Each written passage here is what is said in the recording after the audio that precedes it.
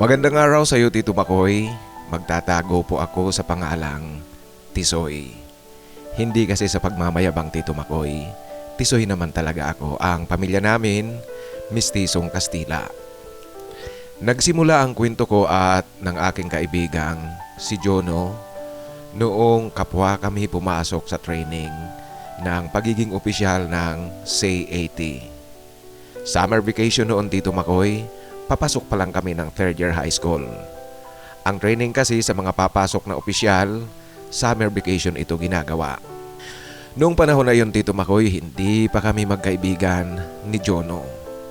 Alam niyo po sa karanasan ko, ang pagpasok pala ng pagiging opisyal sa CAT at ROTC, may ahalin tulad mo na pumapasok ka na rin sa isang fraternity. Siguro hindi lahat, ngunit ang sinasabi ko lang ay ang aking karanasan. Ang pagpasok kasi sa pagiging opisyal ng CAT at ROTC, pareho yan merong physical at mental torture na ginagawa. Ngunit dito Makoy, loko-loko rin ang mga opisyal ng CAT na nagsasagawa ng training. Dala siguro ng pagiging teenager, maraming kabulastugan ang pumapasok sa kanilang isipan. Isang hapon kasi, ang mga opisyal inabot siguro ng kabulastugan. Pinagtambal-tambal kaming mga trainees. Bawat isa merong katambal. Akala namin kung ano ang gagawin, pinapasok kami Tito Makoy sa isang silid-aralan. Wala namang ibang tao doon sa school campus kasi summer vacation nga, kaya kami lang na mga nagtitraining ng pagiging opisyal ng CAT ang naroon. Ang mga babae naman, hiwalay rin. Babae ang humahawak sa kanila at malawak ang campus Tito Makoy. Malayo kami sa kanila. Pagpasok namin, pinahilira kaming lahat, 2 hilira harapan. Ang katambal mo ay ang kaharap mo. Sinarado nila ang pinto Tito Makoy. Tapos meron pang bantay sa labas. Alam niyo po, natakot kaming lahat. Kasi hindi namin alam kung ano ang gagawin. Alam nyo na po, pag under training ka, mayat maya na lang mayroong parusa o kaya kung ano-anong pinapagawa sa inyo ng mga opisyal. Mahal nyo ba ang ating samahan? Ito Tito Makoy ang pasigaw na tanong ng isang opisyal. Opo sir, mahal ko ang ating samahan.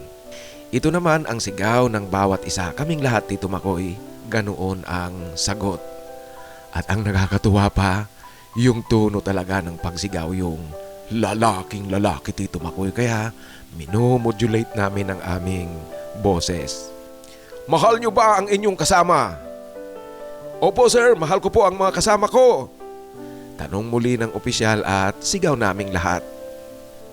Mahal nyo ba ang inyong katambal?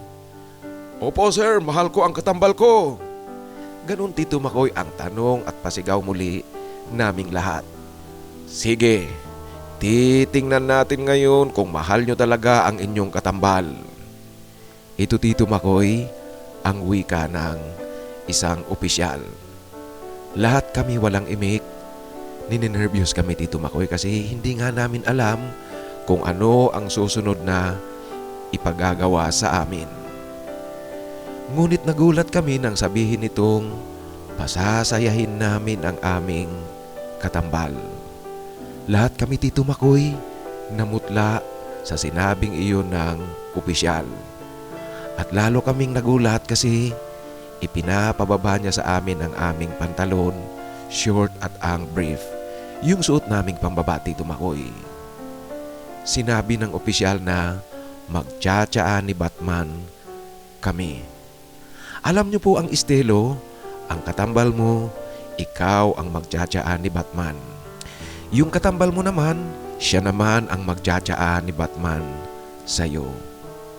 Wala kaming imik Tito Makoy at kitang-kita ko, lahat kaming mga trainees, pinagpapawisan. Kitang-kita ko, lahat kami Tito Makoy, ayaw gumawa sa ipinapagawang iyon ng opisyal kaya wala kaagad kumikilos. Bagamat nag-aalinlangan, ngunit wala kaming magawa kundi ang sumunod lang.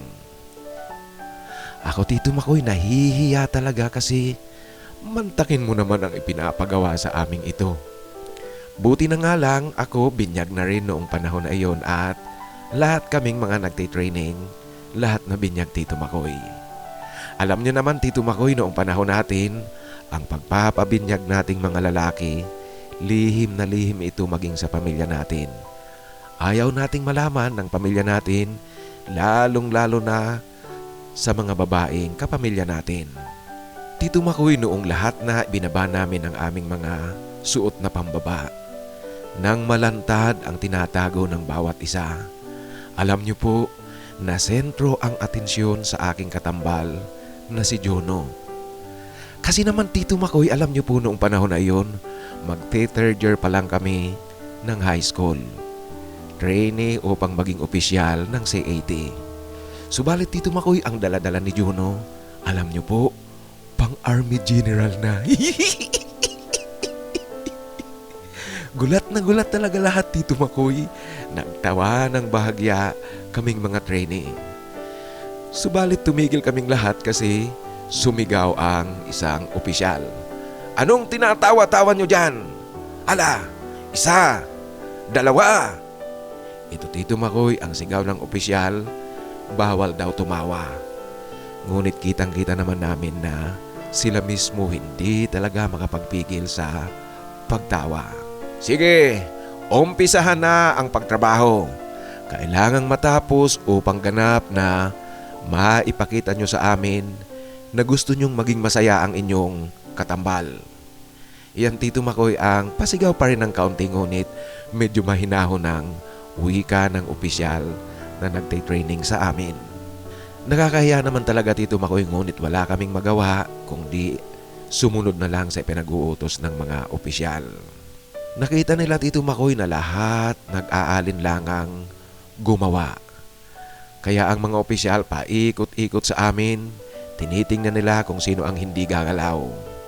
Yung hindi sumunod, magpo-push up at meron pang ibang parusa. Siyempre naman Tito Makoy, ayaw na ayaw mo ang mag-push up at maparusahan ka. Kaya susunod ka na lang at susunod ka talaga. Alam niyo po, kung naroon ka lang nung oras na iyon, makikita mong nagkakailangan ang bawat isa. Ngunit Tito Makoy, siguro hindi ka na magtataka kasi yung edad na yon, teenager, nasa kapusukan talaga. Kaya sa kalagitnaan ng aming ginagawa, concentrated lahat sa pagtsatsaa ni Batman sa kanilang katambal. Hanggang sa noong lahat malapit na sa katapusan, kung makikita mo kami Tito Makoy, iba-iba ang ekspresyon ng mukha. Yung mga opisyal ngang nagbabantay sa amin, talagang hindi nila mapigilan ang kanilang pagtawa dahil sa kanilang nakikita sa kanilang kalukuhan. Lahat matagumpay na nagawa namin ang ipinapagawa sa amin. Noong lahat natapos Tito Makoy, pinalinis sa amin ang silid-aralan. Pagkatapos lumabas muli kami sa grounds ng campus, pinaupo kami sa may damuhan.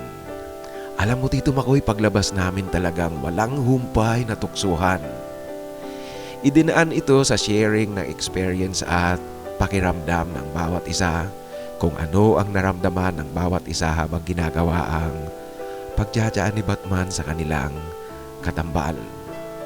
Sa pagkakataong ito Tito Makoy, alam niyo po, ako ang naging tampunan ng tukso.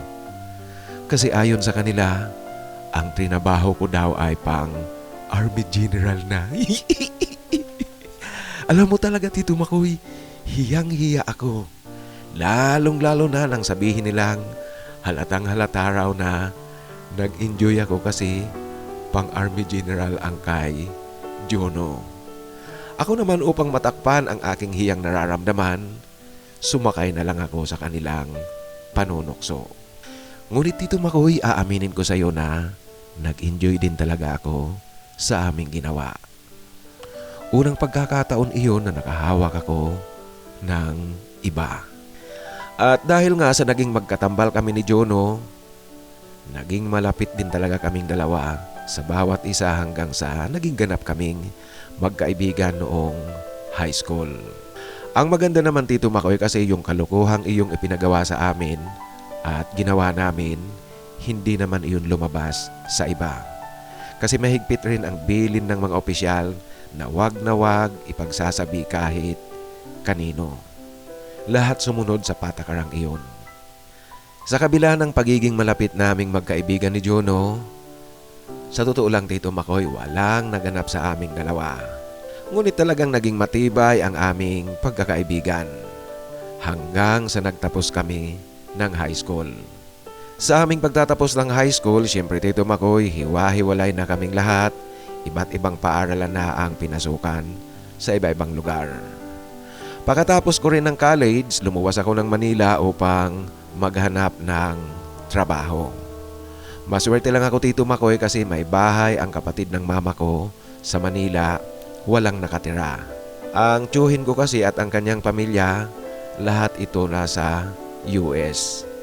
Kailangan lang na merong mag-alaga sa kanilang bahay na bakasyunan. Dito kasi sila umuwi tuwing nagbabakasyon sa Pilipinas. Kaya naman dito ako tumuloy at ako rin ang nag-aasikaso ng bahay. Isang araw, aksidenteng nagkita kami ni Jono sa farmers sa Cubao. Makalipas ang ilang taong hindi namin pagkikita mula nang magtapos kami ng high school. Kumustahan at mahabang kwentuhan. Kaya Tito Makoy, para hindi kami mabitin sa aming kwentuhan, inaya ko siya sa bahay. Tutal, ako lang naman ang nakatira rito. Nalaman ko kay Jono na naghahanap pala siya ng trabaho at nakikituloy siya sa kanyang tiyuhin. Ngunit ilang araw na hindi pa rin siya nakakahanap ng mapapasukan, kaya sa susunod raw na linggo, uuwi muna siya ng lalawigan. Kasi nahihiya na siya sa kanyang tiyuhin. Sa aking narinig Tito Makoy, inalok ko na siyang sa bahay na muna pansamantalang tumuloy, huwag nang umuwi ng probinsya at magpatuloy na sa paghahanap ng mapapasukan. Sa una, nahihiya si Jono, ngunit ako na talaga ang nagpumilit. Sa muling pagkikita naming ito ni Jono Tito Makoy at dito kami sa loob ng bahay, ito talaga ang pinakaunang pagkakataon na magja-jamming kaming dalawa na kaming dalawa lang. Tumawag na lang si Jono sa kanyang tiyuhin gamit ang telepono sa bahay. Kasi alam mo na Tito Makoy, noong panahon na iyon, wala pa tayong cellphone. Nagpaalam siya sa kanyang tiyuhin na hindi siya uuwi at sinabi niyang narito siya sa bahay ngayon kasama ako. Tuloy-tuloy ang aming kwentuhan. Kinikwento namin yung mga buhay namin noong panahong hindi kami nagkikita. Yung panahon na wala kaming komunikasyon sa bawat isa. Tito Makoy, sa pagkakataong ito, ang buong akala ko wala nang bakas ng kalukuhang ipinagawa sa amin noong nagtitraining kami sa pagka-opisyal ng CAT. Subalit Tito Makoy, mali ako kasi noong nasa higaan na kami ni Jono, matutulog na kami, si Jono mismo ang nag-umpisa. Yumakap siya sa akin Tito Makoy at pabulong niyang itinanong sa akin kung naaalala ko pa raw ba yung ginawa namin noon. Noong nagtitraining pa lang kami, yung nagtsaa kami ni Batman. Siyempre naman, alam mo na, makakalimutan mo ba yung kalukuhan na iyon? Ito Tito Makoy, ang sagot ko sa kanyang tanong. Alam niyo po, sa aking pagsagot na iyon, lalong nagpatuloy na si Jono sa pagkakayakap niya sa akin at gumagalaw na rin ang kanyang mga kamay. Kung paano niya ako inumpisahan noong nagtsaa kami ni Batman, inulit niya ito Tito Makoy ngayon. Kaya natangay rin ako hanggang sa ginaya ko siya at nagsabayan kaming dalawa. Yun na Tito Makoy, nagtuloy-tuloy na kami. At sa unang pagkakataon, naganap sa amin ang tutuhanan, mainit at pribadong tagpo. Alam niyo po, hindi lang isang bisis buong magdamag noong gabing iyon. Oo Tito Makoy, nakainom kami pareho, ngunit hindi kami lasing kasi hinay-hinay lang naman talaga ang aming pag-inom. Mas marami ang kwento dahil nga sa marami kaming kwento sa bawat isa, sa haba ba naman ng panahon na hindi kami nagkita. At ang naganap sa amin ni Jono noong gabing iyon na rin ang naging umpisa naming dalawa. Sa bahay siya tumutuloy habang naghahanap ng trabaho at bawat gabi walang palipas. Tuwing na sa tulugan na kaming dalawa, nagaganap ang gusto naming maganap na pribadong-pribado at sikretong-sikreto. Maswerte na nakahanap na rin ang mapapasukan itong si Jono. Ngunit pansamantala pa rin siyang nakituloy sa bahay ng tiyuhin ko kasama ako. At siyempre Tito Makoy, dahil nga sa merong naumpisahan, patuloy kami habang magkasama kami sa bahay. Alam mo Tito Makoy, sa sitwasyong ito at pagkakataong ito, masayang masaya rin ako kasi yung kay Jono nga Tito Makoy, talagang pang full-fledged Army General na, pang AFP Chief of Staff na Tito Makoy. Totoo yan Tito Makoy, hindi ako nagsisinungaling. Kaya Tito Makoy, automatic yan. Sa aming pagtulog, umpisa kaagad kaming dalawa. Ang pakikituloy ni Jono sa bahay ng aking tiyuhin, tumagal ito hanggang sa makayanan niya ng umupa ng boarding house. Kinailangan niya Tito Makoy na humanap rin ng boarding house kasi ang kanyang pinagtatrabahuan ay malayo sa bahay ng tiyuhin ko. Naghanap siya ng boarding house na malapit lang sa kanyang trabaho. Ganoon pa man, kahit na magkahiwalay na kami ng tinutuluyan, dahil nga naging bisyo na rin namin, tuwing weekend pumupunta-punta rin sa bahay itong si Jono. Pag weekend Tito Makoy, magkasama kami. Ngunit Tito Makoy, hindi naman talaga namin plano na maging forever kaming dalawa ni Jono, kaya kinalaunan, pareho kami nag-asawa, lumagay sa tahimik at nagka-pamilya. Nung nagkaanak kami Tito Makoy ng asawa ko, umalis na ako sa bahay ng tiyuhin ko, bumukod na rin kami. Meron na rin kaming sariling tirahan dito sa Manila. Si Jono naman ganoon din, nakahanap at bumukod ng kanilang pamilya dito rin sa Manila. At magpahanggang ngayon, kapwa kami nasa Manila. Ngayon Tito Makoy, alam nyo po, matanda na rin kami. 50 plus na kami ni Jono. At pareho kami mayroon ng mga apo. Tumigil kami sa aming pribadong gawain. Lihim na lihim iyon sa aming dalawa lang talaga magpahanggang ngayon. Tuloy-tuloy din Tito Makoy ang aming komunikasyon magpahanggang ngayon kasi meron na nga tayong cellphone. Napakadali na talaga ng komunikasyon. Sa ngayon, kung tatanungin niyo po ako kung ganap ba naming hindi nagagawin muli ni Jono yung ginagawa namin noon, hindi ako makakapagsalita Tito Makoy ng tapos. Ang tanging masasabi ko lang, malay natin at tingnan na lang natin sa darating na araw. Hanggang dito na lang po Tito Makoy ang aking simpleng kwento. Sana po piliin nyo at mailathala nyo rin dito sa iyong channel. Ang iyong tagapakinig, Tisoy. Maraming salamat Tisoy sa pagbabahagi mo ng iyong kwento. Alam mo yung kwento mo, yung karanasan mo, ang akin dyan ay isang normal na karanasan ito. Yung nasa teenage period tayo, iba't ibang karanasan at maraming ang ganyan ang karanasan, nasusubukan mo ang makipagsaya sa kapwa lalaki. Ngunit kinalaunan nag-asawa ka rin. Yun bang sinasabi natin, matagal na nating sinasabi na walang masama sa nasubukan mo ang lahat. Basta alam mo lang ang hangganan kung hanggang saan. At natutuwa nga ako kasi pareho kayo ni Jono, lumagay sa tahimik at ngayon meron na pala kayong mga apo. Sa muli, maraming salamat sa pagbabahagi mo ng iyong kwento. Ngayon mga kaibigan, sa ating shoutout, aapat lang ang nagpapa-shoutout doon sa sinusundang upload nito. Yung kwentong merong pamagat na hinatid si Dodi sa boarding house, lasing na lasing. Kaya shout out kay Florentino Jimenez ng Alcala, Pangasinan. Tino, maraming salamat. Shout out sa iyo. Ganoon din ang ating kapatid na nasa Alcobar, Saudi Arabia, si Chudoro Arasola. Teddy, shout out sa iyo at sa mga kasamahan mo. Teddy, pakisulat mo nga yung pangalan ng company nyo dyan sa Alcobar at Damam tuwing magre-request ka ng pa-shout out kung gusto mong i-shout out yung mga kasamahan mo. Kasi nakalimutan ko talaga yung pangalan ng company nyo.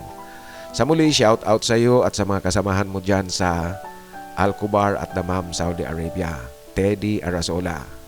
Ang ating kapatid rin na nasa Pangasinan, si Romeo Sarati, nagpapa-shout out. Kaya shout out sa iyo, Romeo Sarati. At itong si Romy Sarati, naghahanap ito ng friend.